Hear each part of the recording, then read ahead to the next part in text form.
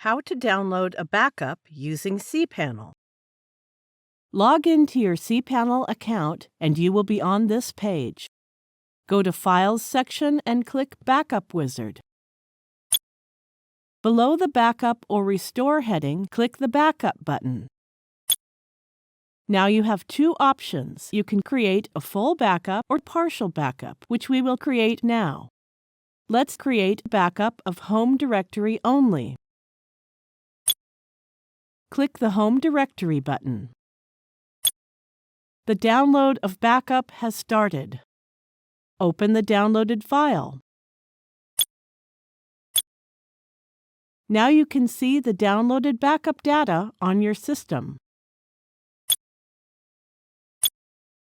From the Backup Wizard interface, you can download a backup of MySQL databases, email forwarders and filters, and a full backup. Thank you for watching.